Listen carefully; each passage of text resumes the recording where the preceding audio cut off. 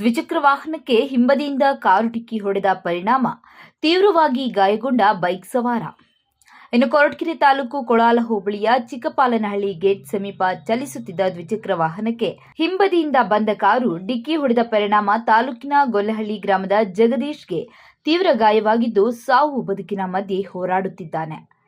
ಇನ್ನು ಆಂಬ್ಯುಲೆನ್ಸ್ಗೆ ಕರೆ ಮಾಡಿ ಗಂಟೆಗಳು ಕಳೆದರೂ ಸಹ ಘಟನಾ ಸ್ಥಳಕ್ಕೆ ಆಂಬ್ಯುಲೆನ್ಸ್ ಬಾರದಿದ್ದನ್ನು ಕಂಡು ಪೊಲೀಸರು ಹಾಗೂ ಸ್ಥಳೀಯ ಆಟೋ ಚಾಲಕರು ತೀವ್ರ ಪೆಟ್ಟಾಗಿದ್ದ ವ್ಯಕ್ತಿಯನ್ನು ಆಸ್ಪತ್ರೆಗೆ ದಾಖಲಿಸಿದ್ದು, ಘಟನಾ ಸ್ಥಳಕ್ಕೆ ಕೊಳಾಲ ಪೊಲೀಸರು ಭೇಟಿ ನೀಡಿ ಪರಿಶೀಲಿಸಿ ಪ್ರಕರಣ ದಾಖಲಾಗಿದೆ.